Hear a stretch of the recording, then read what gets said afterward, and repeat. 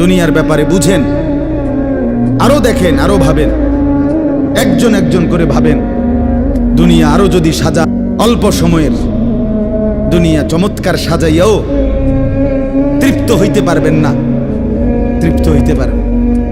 এবছর চমৎকার রং দিছেন বিল্ডিং এ, 2 বছরের মাথাত বিভিন্ন খান দিয়া সামরা উঠিয়া এটা আবার যে সেই, ঠিক কিনা বলেন? আবার রং দাও। এই সোফা চমৎকার বানাইছিল তিনিও বার্নিশ, তো এটা আবার কি করতে হইব? তো লাভ হইল কই? দুনিয়া তো ধোকা, দুনিয়া ধোকা। এই সৌন্দর্যময় চেহারা নারী 30 বছরের ব্যবধানে উনি বুড়ি, আর কেউ ফিররা এদিকে ফিরা সেফ হালায় না।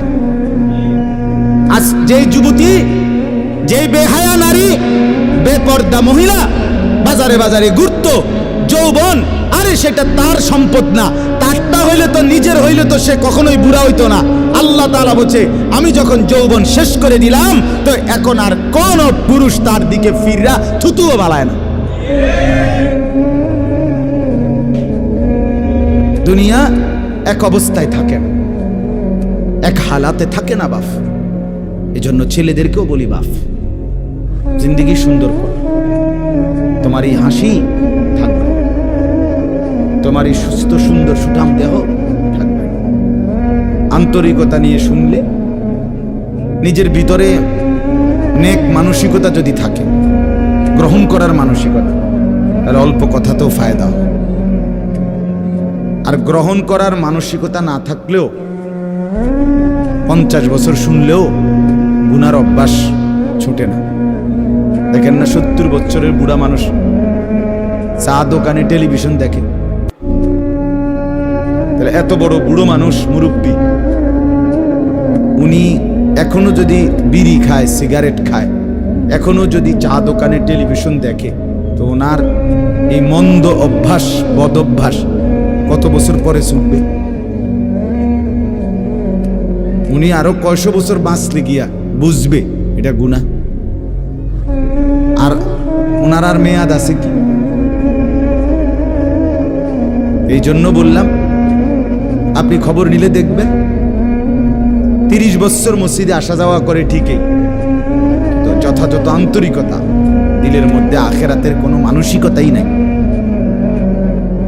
নিজেকে বদলানোর অনুভূতিই নাই, ফিকিরে নাই। সোজা কথা, পরকাল বলতে কিছু, এখন যা আছি তাই। এখন সুখে থাকলে সুখী দুনিয়া, এখন দুঃখে থাকলে দুঃখী। জিফুত যদি ঠিকমতো খানা খাদ্য খাওয়ায় খুশি, ঠিকমতো খানা খাদ্য নাই দুঃখী।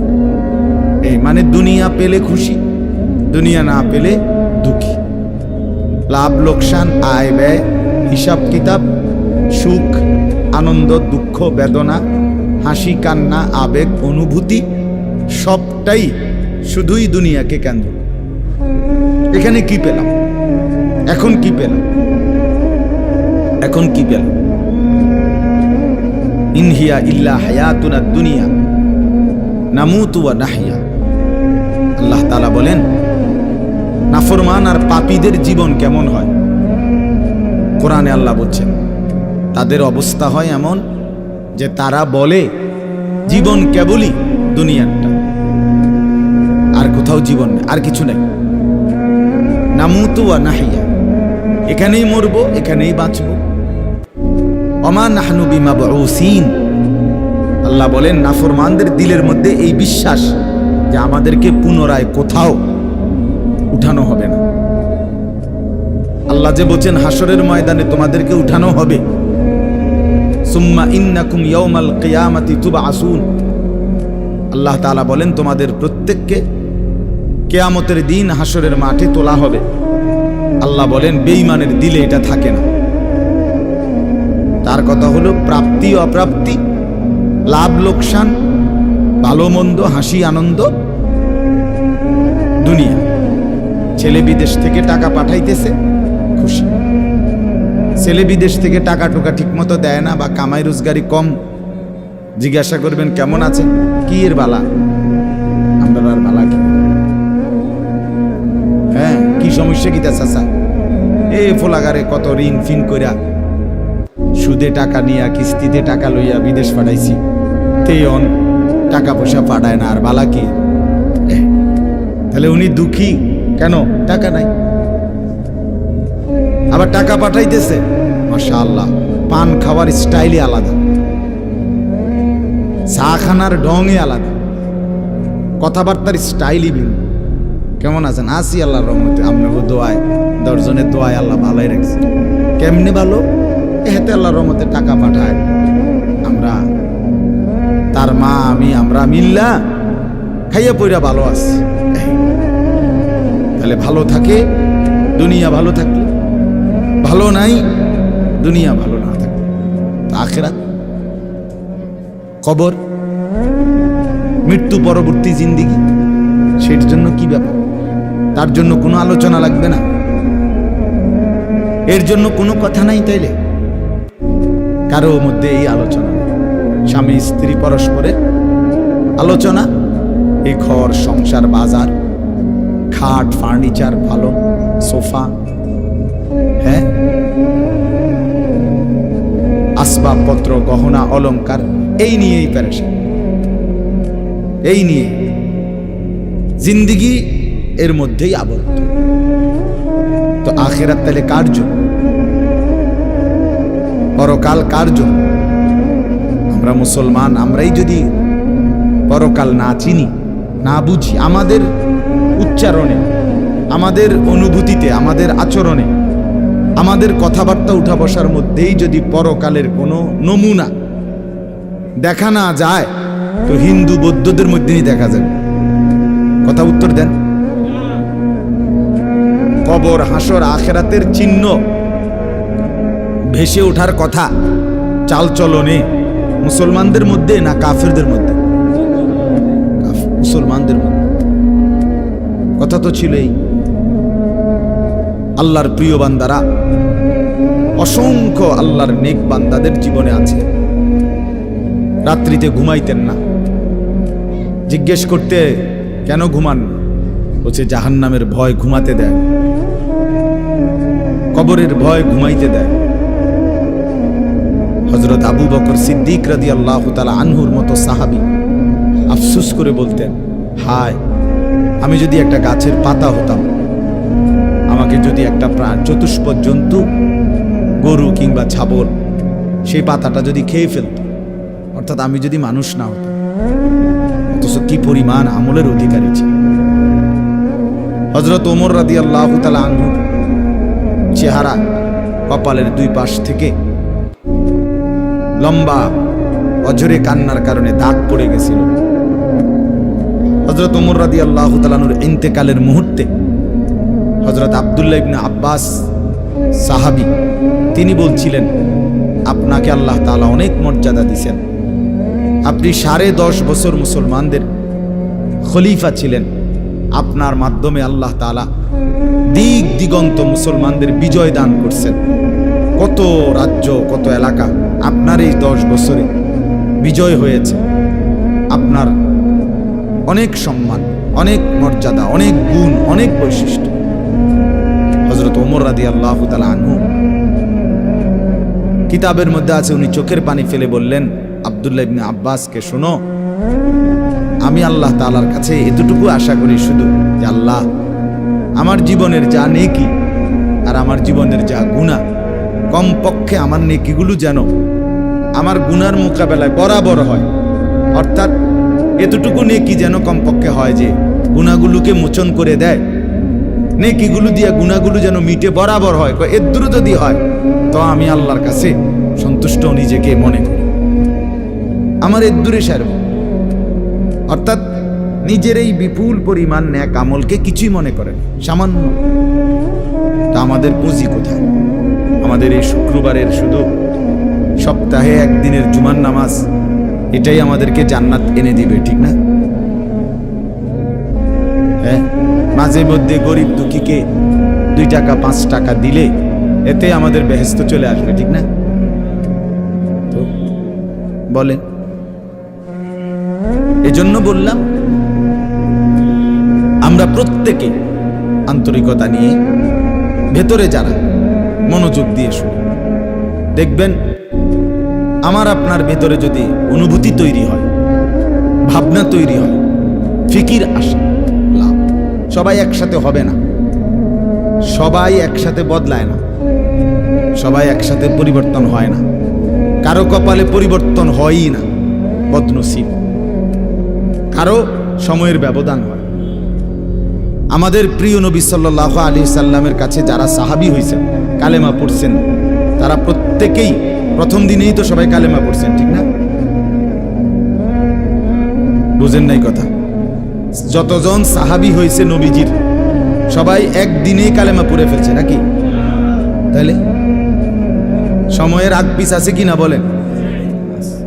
কেউ প্রথম দিন কালেমা পড়ছে, কেউ 21 বছর পরে কালেমা পড়ছে, কেউ 22 বছর পরে কালেমা পড়ছে। তো যিনি 23 বছরের মাথায় কালেমা পড়ছে তিনিও কামিয়াব, যিনি প্রথম দিন কালেমা পড়ছে তিনিও কামিয়াব, সৌভাগ্যবান। এই জন্য বুঝ আসবে, এর মধ্যে আকপিস হবে। সবাই একই দিনে জোনায়েদ বাগদাদি হবে না, সবাই একদিনে বাইজিদ বুস্তামি হবে না, সবাই একদিনে রাবেয়া বসরি হবে না। সময়ের ব্যবধান হবে, আকপিস হবে, এবং কারো কপালে হেদায়েত জুটবেই না। ইন্নাকা লা তাহদি মান আহবাবতা। আল্লাহ তাআলা আমাদের নবী সাল্লাল্লাহু আলাইহি সাল্লামকে বলছেন, আপনি খুব চাইলে, ভালোবাসলে আপনি নিজে কাউকে হেদায়েত দিতে পারবেন না, সেখানে আমি কি? কথা বলেন না। সেখানে আমাদের কোনো পাত্তা আসেনি কোনো। খুদ রাসূলকে আল্লাহ বলছেন, হে নবী আপনি চাইলে হবে না, আমি চাইতে হবে। ওয়ালাকিন্নাল্লাহা ইয়াহদি মান ইয়াশা, বরং আমি আল্লাহ যাকে চাই আমি তাকে হেদায়েত দান করি। তাহলে মূলত হেদায়েত দেয় কে? ফয়সালা কার হাতে? আমার বলা, আপনার শোনা, কোনোটাই মূল বিষয় না।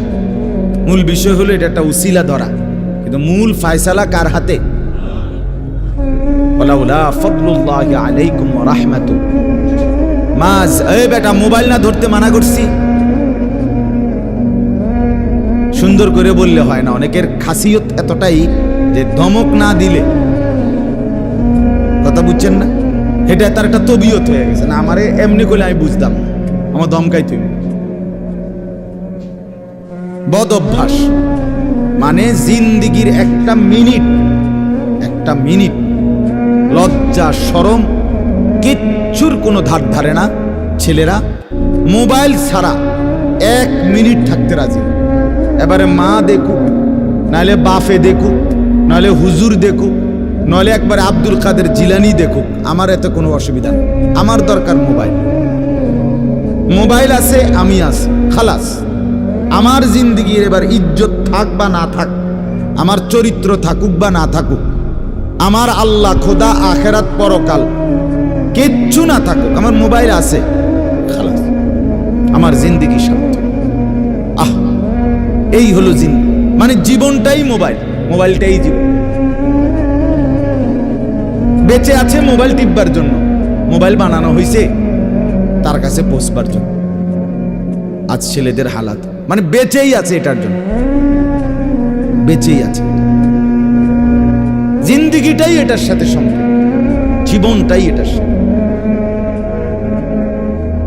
পৃথিবীতে কোনো যুগে, মনে রাখবেন এই পৃথিবীর ইতিহাস এটা, পৃথিবীতে কোনো যুগে একসাথে সম্মিলিতভাবে যুব সমাজ এত বেশি গাফেল, অকর্মণ্য, অপদার্থ কোনো যুগে হয় নাই একসাথে। এখন যেটা, আগে একটা সমাজে, একটা এলাকায় বখাটে দুশ্চরিত্র একজন ছিল, দুইজন ছিল, চিহ্নিত। কথা বোঝেন নাই? চিহ্নিত, তারে মানুষে চিনত। তেসু গ্রামে চুক্তি হয়তো একজন, তে একটু খারাপ, তার লগে মিশ্র না। কিন্তু এখন ভদ্রঘরের ছেলে, স্বাভাবিক ঘর থেকে বের হইছে, মুসলমানের ছেলে, দিনের পর দিন, রাতের পর রাত এক ওয়াক্ত নামাজ পড়ে না। এতে মা বাবারও কোনো আফসোস নাই, এলাকাবাসীরও কোনো আফসোস নাই, পাড়া মহল্লার সর্দার মাতব্বর কারো কোনো আফসোস নেই, কারো মুখে এই নিয়ে কোনো আলোচনা নাই যে কি আমগো এলাকার যে ফুলাফান্ডি এগুলা যে কোনো নামাজই পড়ে না, আমগোর সামনে দুষ্টামি করে, হাঁটাহাঁটি করে, আমরা কি এটা বলতে পারি না? এই অনুভূতিটুকু পর্যন্ত লোপ পাইছে। আহ, এত দুর্ভাগ্য মুসলমানের ইতিহাসে আর কখনো হয় না। বেনামাজি আগেও ছিল, কথা বোঝেন নাই, বেনামাজি আগেও ছিল, এতটা গাফেল আগে ছিল, মা বাপ এত অসচেতন আগে ছিল। আমার মনে আছে আমরা প্রাইমারি স্কুলে হিন্দু স্যার জমের মতো ভয় পাইতাম, হিন্দু মাস্টার, কিন্তু ভীষণ ভয় করতাম। স্যারে দেখলে মাইরা লেবে, এতটা ছিল একটা সময়। কত আজ থেকে 500 বছর আগে, ঠিক না? আমার বয়স ধরেন 500 বছর, আমি আদি যুগের মানুষ, এরম নি তো। আমার বয়স 42 বছর রানিং শুরু হয়েছে, 41 শেষ হয়েছে, তাহলে 30 বছর আগের কথা। আমার পড়ালেখার প্রাইমারি ছোটবেলার জীবন 30 বছর আগের কথা না, 30 বছর আগে। তাহলে এই জন্য বললাম জিন্দিগিটা মোবাইলটার উপরে তুলে দিস, হাসি কান্না আনন্দ বেদনা, হাসলে কাশলে, পেশাব পায়খানা টয়লেট বাথরুম, হ্যাঁ, হোটেল রেস্তোরাঁ পার্ক, যেখানে যখন যাবে 24 ঘন্টার মেইন কাজ আগে একটা ছবি উঠানো, আগে ছবি উঠা, এরপরে বাকি কাজ।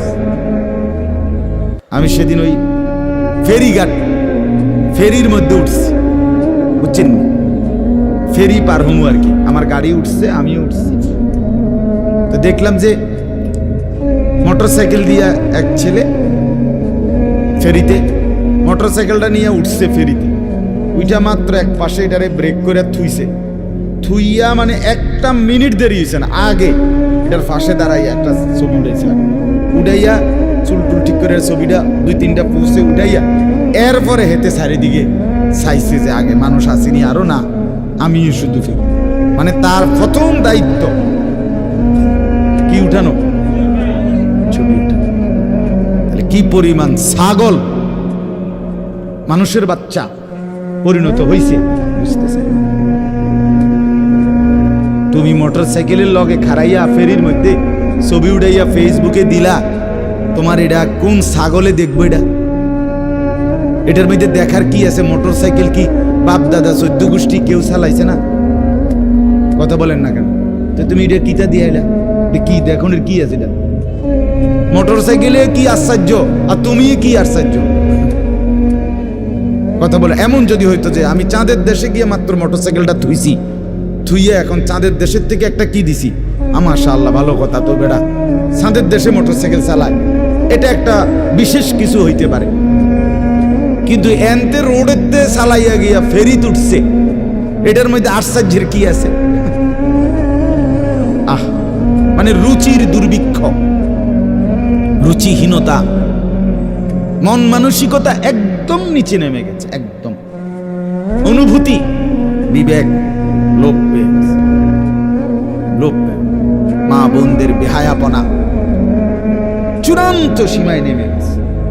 মহিলারা পুরুষ সামনে দোনো পাশে ডানে বামে হাঁটতে উঠতে লড়তে দৌড়তে কোনো লজ্জাবোধ করে না। কি বেড়ার গাত লাগে না, বেডিতের গাত লাগে না, অটোর গাত লাগে না, সিএনজির গাত, এত সময় নাই, পুরো ব্যস্ত। বাজার মার্কেটিং, দোকান কেনাকাটা, আফসোসের মানে এটাই বললাম আর একসাথে সবাই, অধিকাংশ বেশিরভাগ অধপতন একসাথে মুসলমানের সমাজে 1450 বছরে আর কখনো এতটা ছিল, অল্প অল্প ছিল, অল্প, একজন দুইজন বেপর্দা নারী, বেহায়া মহিলা, লজ্জা শরম কম, এরম বেডি ছিল 1-2 জন, 2 গ্রামে 4 গ্রামে। কিন্তু মা বোনদের এখন বাজার আর মার্কেটিং দেখলে মনে হয় না আপনি জিগাইয়ের খবর লইতে বোঝে আপনি বাইক থাকেন কোন টাইমে,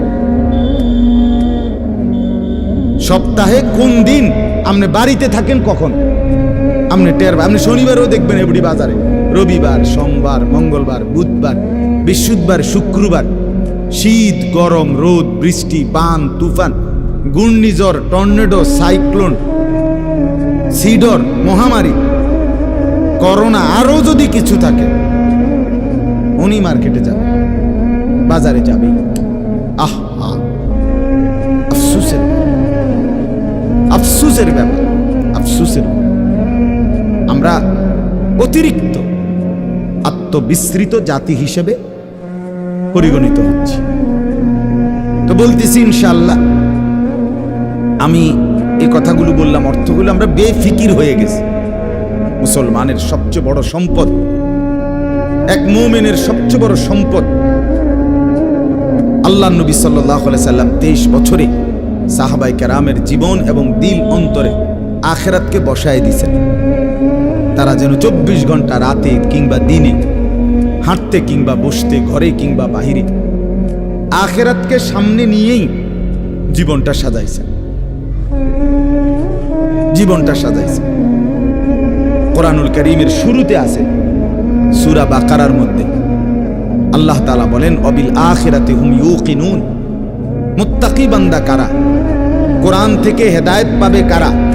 কোরআন বুঝবে কারা? আল্লাহর পক্ষ থেকে হেদায়েত পাবে কারা? আল্লাহ বলেন এই গুণ যাদের, তাদের মধ্যে একটা হলো যারা আখিরাতের ব্যাপারে ইয়াকিন রাখে। ইয়াকিন শুধু বিশ্বাস না, বিশ্বাসটা একদম দিলের মধ্যে ইয়াকিন। আগুন জ্বালায়া ফেলে, এটা শুধু আমাদের ধারণা না, এটা আমাদের ইয়াকিন। ঠিক কিনা বলেন না? পানি ডুবাইয়া ফেলে, এটা আমরা শুধু ধারণা করছি না, বিষয়টা আমাদের এটার মধ্যে দিলের মধ্যে কি আছে? ইয়াকিন আছে। বরফের মধ্যে ঠান্ডা লাগে, এটা আমাদের ধারণা না, এটা আমাদের কি? ইয়াকিন। তার চাইতে বেশি ইয়াকিন আল্লাহ বলে যার অন্তরের মধ্যে আখিরাতের ব্যাপারে, সে মুত্তাকি, সে আমি আল্লাহর পক্ষ থেকে হেদায়েত প্রাপ্ত, সেই সফল, সেই জান্নাতি। ইয়াকিন পর্যায়ে থাকতে মানে এক সেকেন্ড আমি যদি দুঃখে পড়তে পড়তে পড়তে জীবনের কোনো চাওয়া পাওয়া পূরণ নাও হয়, কিচ্ছু জীবনের আশা, কত সময় কত কিছু চাইছি, কিছুই পূর্ণ হইল না, খোদার কসম তবুও বিশ্বাস করতে হবে আল্লাহই সত্য, আখিরাতই সত্য। আবার পেতে পেতে আমি যদি গোটা দুনিয়াও পেয়ে যাই, তবুও আমাকে বিশ্বাস করতে হবে এটা স্থায়ী না, এটা কিছুক্ষণের, আমার আল্লাহই সত্য, আখিরাতই সত্য। যার কারণে সাহাবায়ে কেরামের মধ্যে যারা প্রচন্ড গরিব ছিলেন, ওনারাও শতভাগ বন্দিগি করছেন। সাহাবায়ে কেরামের মধ্যে যারা ভীষণ ধনী ছিলেন, তারাও শতভাগ বন্দিগি করছে। হযরত ওসমান রাদিয়াল্লাহু তাআলা আনহু ধনী ছিলেন। হযরত আব্দুর রহমান ইবনে আউফ রাদিয়াল্লাহু তাআলা আনহু অনেক বড় ধনী ছিলেন। 100 উট ওই জামানায়, নবীজির জামানায়, নবীজির ইন্তেকালের পরে এক সালানে 100 উট বোঝাই মাল হযরত আব্দুর রহমান ইবনে আউফের মদিনার বাজারে সালান ঢুকত, পাইকারি মাল আসত 100 উটে করে। সেই যুগে, আজ থেকে 1300 বছর 1400 বছর আগে, আপনি বলেন তো কি পরিমাণ ধনী ছিলেন তিনি। একদিন শুধু হযরত আয়েশা রাদিয়াল্লাহু তাআলা আনহা, নবীজির স্ত্রী, বলছিলেন, আব্দুর রহমান, তোমার এই বিপুল মাল, এগুলার হিসাব দিতে দিতে তুমি তো হাসরের ময়দানে ফুলসিরাত পার হতে গিয়া তোমার কোমর বাঁকা হয়ে যাবে। আমরা কিতাবে পড়ছি সাহাবী আব্দুর রহমান ইবনে আউফ, ওনার উট 100 উটের মাল মদিনার বাজারে পাইকারি চালান নামাইতেছিল। তখন উনি এই সময় শুনছে, এই কথাইটা ওনার কানে আসছে, সাথে সাথে সবাইকে ডেকে বলছে, ব্যবসায়ীদেরকে, বাজারের লোকদেরকে, তোমরা সবাই সাক্ষী থাকো, আমি আব্দুর রহমান আল্লাহকে কসম করে সাক্ষী রেখে বললাম, এই 100 উট বোঝাই মাল সহ আমি আল্লাহর রাস্তায় সদকা করে দিলাম। বিনিময়ে তবুও আমি কিয়ামতের দিন আখিরাতে ফুলসিরাত বাঁকা হয়ে পার হইতে চাই না, সোজা হইয়া পার হইতে চাই। আখিরাত হারাইতে চাই, পরকাল হারাইতে চাই না। দুনিয়া হারাই ফেললাম, দুনিয়া হারিয়ে ফেললাম। দুনিয়ায় কোনো লস নাই, কারণ দুনিয়া পুরাটাই লস। আলগা লস আবার কি থাকে? কথা বুঝেন নাই আপনি? দুনিয়া পুরাটাই কি আলগা লস কি? বিশ্বাস করে 500 টাকা জাগাত লস খাইলাম না রে মিয়া, দুনিয়া পুরাটাই লস। সোফা এটা পুরাটাই লস, কারণ এটা কোনো আখিরাতে যাবে না। কথা বলেন না কেন? এই দামি বিল্ডিং এটা পুরাটাই লস, এটা যাবে না, এটা যাবে। কিন্তু সেজদা পুরাটাই লাভ। এটা একটা সেজদা দুনিয়াতেও কল্যাণ আনবে, আখিরাতেও জান্নাত আনবে। এটা লাভই লাভ, এটা লাভই লাভ। এজন্য সবাইকে বললাম, শুনেন সবাই, কিন্তু সবাই বদলায় না কা, এটা আপনার ভাবার দরকার। আপনি বদলাবেন কিনা সেটা ভাবার দরকার।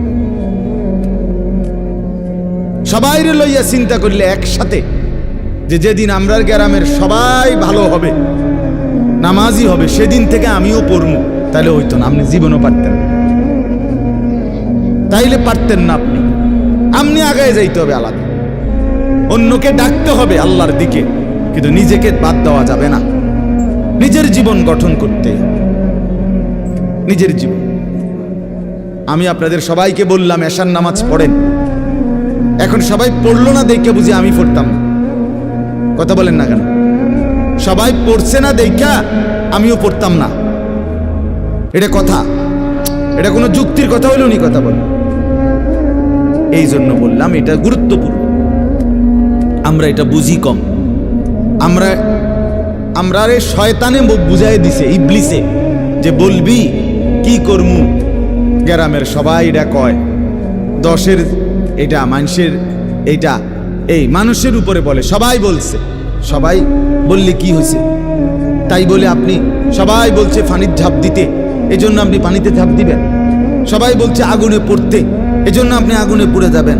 কোনো বাস যদি অ্যাক্সিডেন্ট হয়, 50 জন যাত্রীর মধ্যে যদি 49 জনও মারা যায়, আর একজন লোক যদি বুঝে সে বাঁচতে পারবে, বের হইতে পারবে, এই কারণে সে যে না 49 জন মরে গেছে, যেহেতু আমার আর বাচ্চা লাভ কি, আমিও মরে যাই, এটা নিয়ে কই বসে, সে কি একা হলেও বাঁচতে চাইবে না? তাহলে আপনি জাহান্নাম থেকে বাঁচতে চাইবেন না কেন? সেটা কি আগুন না? সেটা কি এর চাইতে বড় বিপদ না? তো এজন্য কোরআনুল কারীমে আল্লাহ তাআলা বলছেন, প্রথমে সবার কথা বলার আগে বাই সিরিয়াল নবীজিকে, ইমানদারদেরকে সবার কথা বলছে, কিন্তু সবার আগে বলছে কু আনফুসাকুম। আগে এটা বলে নিছে, আগে নিজেকে বাঁচাও, এরপর ও আহলিকুম, পরিবারকে বাঁচাও, এরপর লিতুনদিরা আহলাল কুরা, লিতুনদিরা উম্মাল কুরা ওমান হাওলাহা, নিজ এলাকা এবং তার আশপাশের মানুষকে বাঁচাও, এরপরে বাঁচাও। তাহলে এটা পরে ধীরে ধীরে, আগে নিজেকে বাঁচাও, এরপর পরিবারকে বাঁচাও, বা আনদির আশিরাতাকাল আকরাবিন, এরপর আত্মীয় স্বজনদেরকে বাঁচাও, এরপর মহল্লাবাসীকে বাঁচাও, এরপর গোটা পৃথিবীবাসীকে বাঁচাও। ধীরে ধীরে আগাও, ঠিক আছে, সেগুলোর মধ্যে কম বেশ হইতে পারে, কিন্তু নিজের ব্যাপারে এক বিন্দু ছাড় দিও না, নিজের ব্যাপারে কোনো কমতি করো না। এটা আল্লাহর চাহিদা। ইয়া আইয়ুহাল্লাযীনা আমানু আলাইকুম আনফুসাকুম, রব্বুল আলামিন বলেন, হে ঈমানদারগণ, আলাইকুম আনফুসাকুম, তোমরা প্রত্যেকেই তোমাদের নিজেদেরকে আঁকড়িয়ে ধরো। আলাইকুম আনফুসাকুম, নিজেকে মজবুত করে ধরো। লা ইয়াদুররুকুম মান দাল্লা ইযা ইহতাদাইতুম, আল্লাহ তাআলা বলেন যে যদি তুমি তোমাকে নিজেকে মজবুত করো, সাজিয়ে তোলো, গড়ে তোলো, আল্লাহ তাআলা বলেন এবার যদি গোটা পৃথিবী গোমরা হয়, খোদার কসম আল্লাহ বলেন তোমাকে আর কেউ পথভ্রষ্ট করতে পারবে না, পথভ্রষ্ট করতে পারবে। হযরত বাইজিদ বুস্তামি রাহমাতুল্লাহর জীবনীতে আমরা পড়ছি। উনি বলছেন আল্লাহ তাআলার মহব্বত আর মারেফাতের সাধনা করতে করতে আমার দিলের অবস্থা আলহামদুলিল্লাহ এক সময় এমন হয়েছে যে রাস্তার নারী আর রাস্তার দেওয়াল দুইটার মধ্যে আমার কাছে আলাদা কোনো পার্থক্য মনে হইতো না। আমাদের পাকিস্তানের বিশ্ববিখ্যাত দাঈ দাওয়াত ও তাবলীগের মুরব্বী হযরত মাওলানা তারেক জামিল সাহেব দামাত বারাকাতুহুম বলেন, দীর্ঘ 25 বছর টানা পৃথিবীর কত দেশের আমি ঘুরছি, উনি সারা বিশ্ব ঘুরে প্রমাণ বয়ান করেন যে এই 25 বছরের ভিতরে আমি আল্লাহকে সাক্ষী রেখে বলতে পারি একবারের জন্য আমার চোখ কোনো ভিন নারীর দিকে ইচ্ছা করে আমি তুলিনি। হ্যাঁ, আমার শায়েখ আরিফ বিল্লাহ আল্লামা মুফতি মুশতাকুন নবী কাসেমি হযরতের কাছে আমি শুনছি, হযরত বলছেন যে আল্লাহ তাআলার দয়া যে রাস্তায় বের হলে মহিলা রাস্তায় হাঁটে, আমার কখনো এটা মনেই হয় না। আপনি বলবেন হ এটি বুঝি কথা, হয় এটি কথা, এটাই কথা, এটাই কথা। আপনি বলবেন এটা বুঝি সম্ভব না, আপনি নিজের ব্যাপারে নাফরমানি করে নিজেরে নষ্ট করে ফেলছেন বইলা এখন সম্ভবটাও আপনার কাছে বুঝে আসতেছে। তাহলে এটাই সম্ভব, এটাই সম্ভব। হযরত ইব্রাহিম আলাইহিস সালাম বলছিলেন সারা দুনিয়াও যদি নিজের এলাকাবাসীকে, কওমকে, নমরুদকে, সবাইকে বলছে হে আমার জাতি, তোমরা যদি প্রত্যেকেই একটা একটা মূর্তি সাথে করে বগলের তলে আইনা আমার সামনে স্তূপ দাও, তাহলে এই লক্ষ মূর্তিও যদি আমার সামনে আইনা থো আর এটার উর্ফে যদি আমারে দাঁড় করাও স্তূপের উপরে, হযরত ইব্রাহিম বলছিলেন খোদার কসম আমি সেই মূর্তির স্তূপের উপরে দাঁড়িয়েও বলবো লা ইলাহা ইল্লাল্লাহ, লা ইলাহা, আল্লাহ ছাড়ার কোনো ইলাহ নেই, আমি আমার আল্লাহকেই ডাকব। আমরা কিতাবে পড়ছি রাসূলুল্লাহ সাল্লাল্লাহু আলাইহি সাল্লামের একজন নওজোয়ান যুবক সাহাবীকে খ্রিস্টান যুদ্ধে খ্রিস্টান সৈন্যরা বন্দী করছিলেন।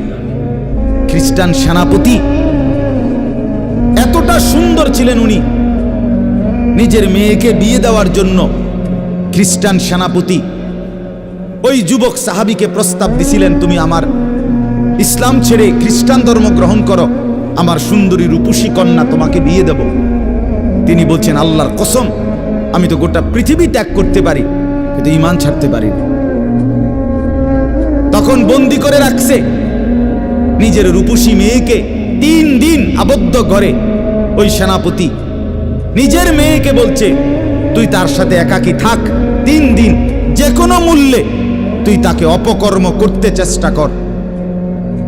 3 দিন পরে সেই মেয়ে ওই আবদ্ধ ঘর থেকে বের হয়ে বলছিল বাবা ইন্নাহু হাজারুন আম শাজারুন, আল্লাহর কসম বাবা আমার মনে হয় যে এই লোকটা এটা হয় পাথর নয়তো কোনো গাছ। লা ইয়ালতাফিতু ইলাইয়া মাররাতান, সে তো আমার দিকে একবারের জন্য এক নজর ফিরেও তাকায়। মানুষের কোনো অনুভূতি তো নাই মনে হয় তার। কেউ যখন নিজেকে গঠন করে গোটা পৃথিবী নাচলেও তার আর অসুবিধা হয়। আলহামদুলিল্লাহ আমরা যারা মাদ্রাসায় পড়ছি আমরা এটা দিল থেকে বলতে পারি, আমরা যারা মাদ্রাসায় পড়ছি ছোট্টবেলা থেকে, আজকের এই পৃথিবী পোশাকে, কাপড়ে, লেবাসে, ডিজাইনের, রঙে ঢঙ্গে আরো যদি মনে করে ফ্যাশনেবল, আরো বলে আধুনিক হয়ে গেছে, আল্লাহর কসম আমরা এই সমস্ত আধুনিকতার সামনে দাঁড়িয়ে আমাদের এই পাঞ্জাবি, টুপি, দাড়িওয়ালা পোশাককেই সর্বশ্রেষ্ঠ সুন্দর মনে করি।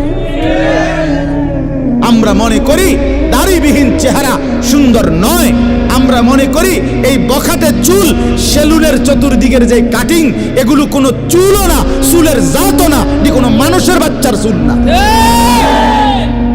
কোনো মানুষের সাওয়ার চুল নাই, কোনো সুস্থ স্বাভাবিক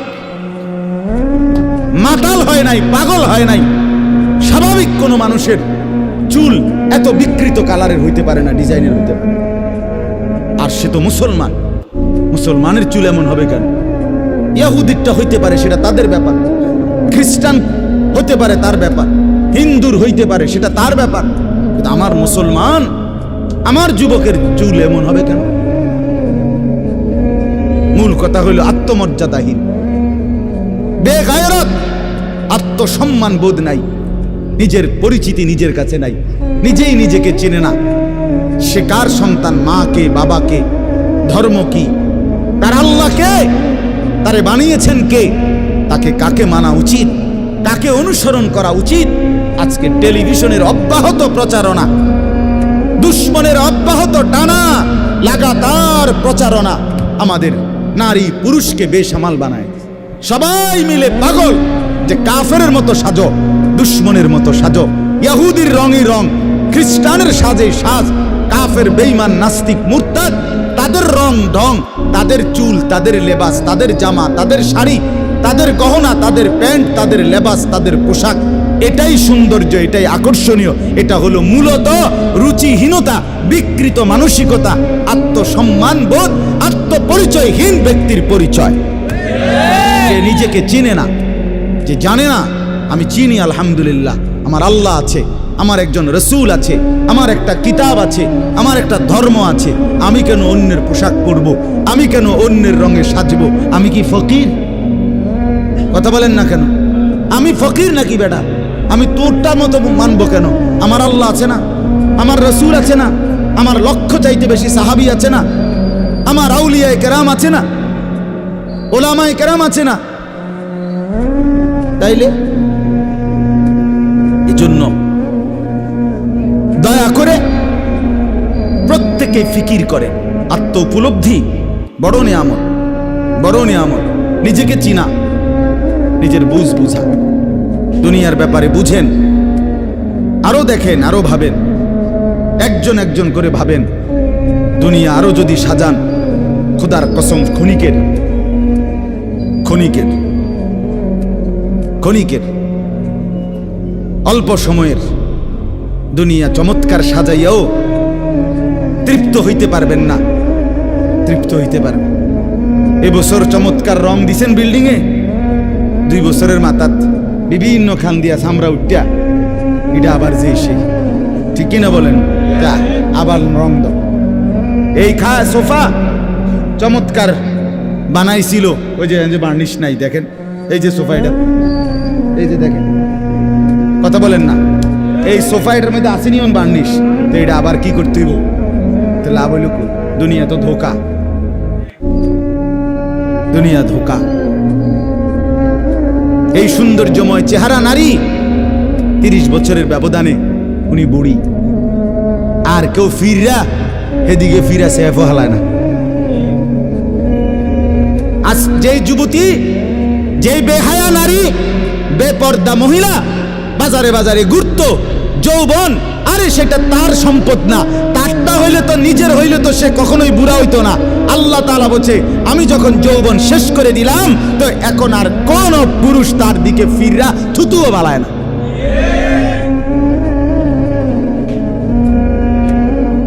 থুতুও ফেলে না। হায়াতের প্রত্যেক মুহূর্ত আল্লাহর দান।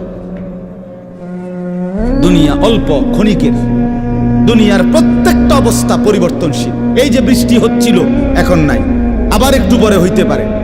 এই যে অন্ধকারে ঢাকা, এটা স্থায়ী না, একটু পরে আবার সকাল হবে। এই যে চমৎকার আলো, এটা স্থায়ী না, একটু পরে আবার সন্ধ্যা হবে। এই তো হাসতেছে লোকটা, কিছুক্ষণ পরে আবার কাঁদবে। এই সুস্থ মানুষ, কিছুক্ষণ পরে আবার ব্যারাম, রোগ, এরই নাম দুনিয়া। ঘুরতে থাকে, পরিবর্তনশীল, স্থায়ী না, অল্প সময়, অল্প সময়। দুনিয়া অল্প কিছুক্ষণের, আখিরাত স্থায়ী, মৃত্যু পরবর্তী জিন্দেগি স্থায়ী, সেটা হবে। এটা যেহেতু হইছে, ওইটাও হবে। এটা যিনি নিয়ন্ত্রণ করে, সেটাও তিনি নিয়ন্ত্রণ করে। আমাদের কারো ইচ্ছায় সন্ধ্যা হয় না, আমাদের কারো ইচ্ছায় ভোর হয় না। তাহলে বোঝা গেল আলাদা কেউ নিয়ন্ত্রণ করে, তিনিই বলছে আখিরাত হবে। কাজে এটা যেহেতু হইছে, সেটাও হবে। কথা বলেন না কেন? হ্যাঁ,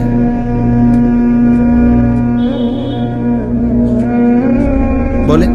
বাসর রাত যত আকর্ষণীয় রাতই হোক ভোর হয়ে যায়, জেলখানার রাত, ফাঁসির রাত, যত মুসিবতেরই হোক ভোর হয়ে যায়।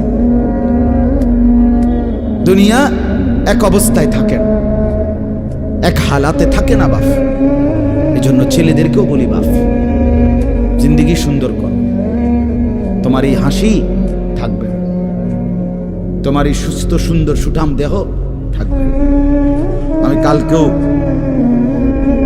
আমার শায়েখ আরিফ বিল্লাহ হাকিমুন নাফস আল্লামা মুফতি মুশতাকুন নবী কাসিম হুজুর গতকালকে পাবনা গেছেন।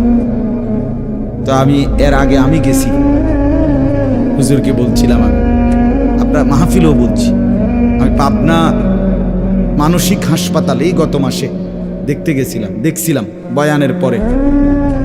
ওই যে বাংলাদেশের সবচেয়ে বড় মেন্টাল হসপিটাল যেটা পাবনা না, এটা ওটা আমি দেখছি ভিতরে ঢুকে। আসর থেকে মাগরিব লম্বা টাইম ওয়ার্ডে ঘুরে ঘুরে আমারে দেখাইছে।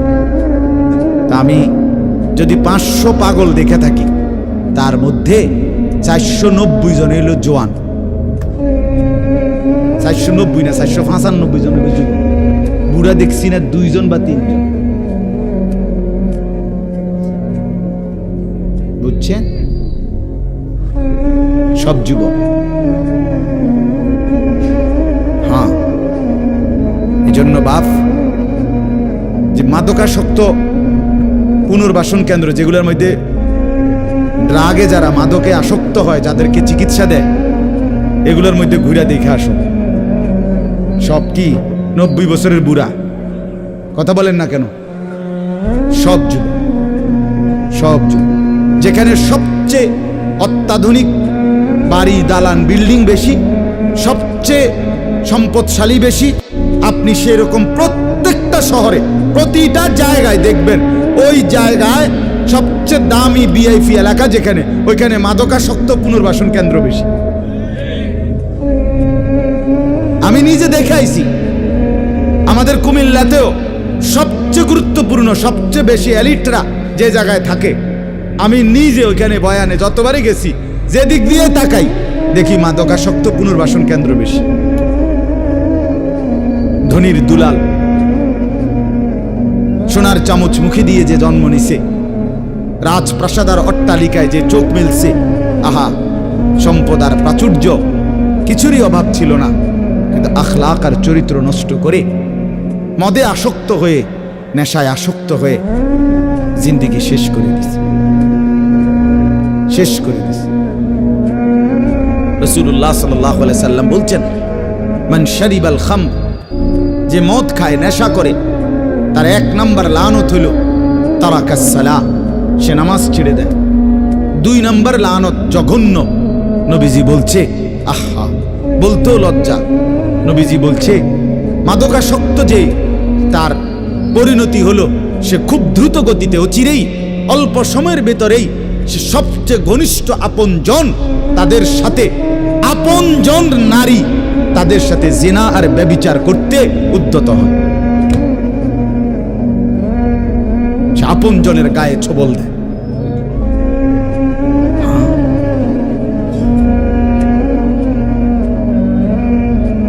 এজন্য জিন্দেগি গঠন করা, দুনিয়া নিয়া খুব বেশি মাতামাতি চলতেছে, খুব বেশি দুনিয়া সাজাইতেছে সবাই। সুন্দর গাড়ি, সুন্দর বাড়ি, সুন্দর পার্ক, সুন্দর হোটেল, সুন্দর রেস্তোরাঁ, সবার চেষ্টা দুনিয়া লোভনীয় করা।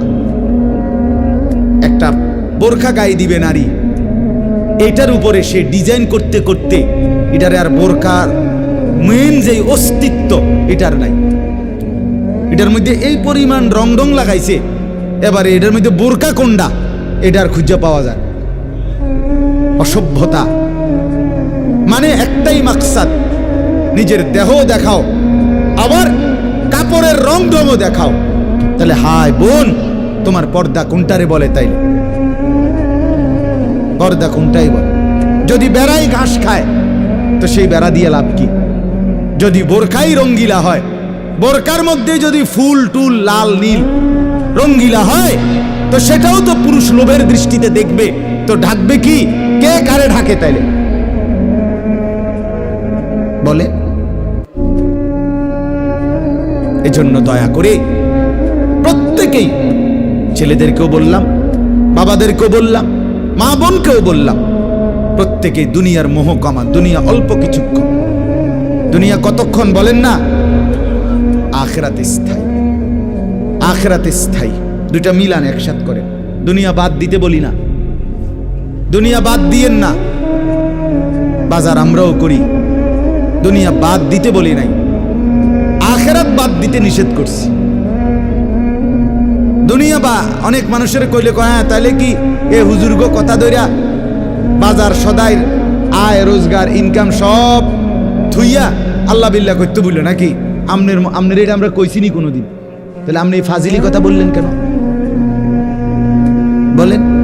আখিরাত মানে কি জঙ্গলে চলে যাওয়া, আখিরাত মানে কি সুন্দরবনে চলে যাওয়া, আখিরাত মানে কি পাহাড়ের উপরে উঠে যাওয়া।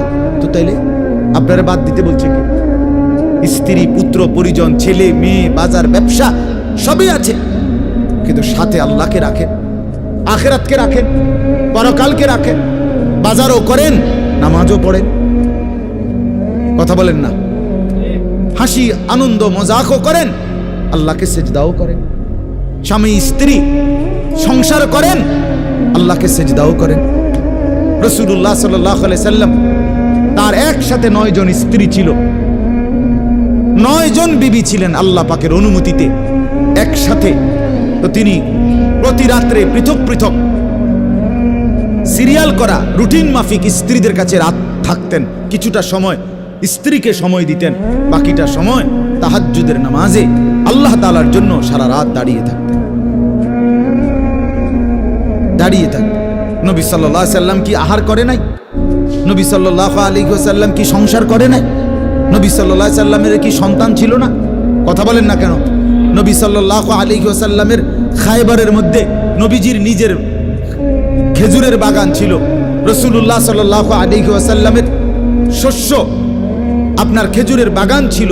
তাইলে আল্লাহর নবী সাল্লাল্লাহু আলাইহি সাল্লাম দুনিয়া বাদ দেন নাই। সাহাবায়ে কেরামের অসংখ্য সাহাবী তারা বাজার করতেন, ব্যবসা করতেন, তরি তরকারি চাষাবাদ করতেন, খেজুরের বাগান করতেন, আঙ্গুরের বাগান করতেন, তারপরে আখিরাতের বন্দিগিও করতেন। এটাকে বাদ দিতে বলছে কেউ আপনাকে? আমরা বললেই উল্টা কথা কয়, উল্টা মাইতো না চাই। হুজুররা এত কথা ধরলে আর চলন যাইতো না। আর না আপনি একটা চলিন হইয়া গেছেন, আর আমরা উঠতে রয়েছি সবাই। আমনে গেল ভাত খান, আমরা 3 বেলা চিরা খাই ভিজাইয়া। এজন্য দয়া করে আখিরাত বাদ দিয়েন না, আখিরাতকে মিলান।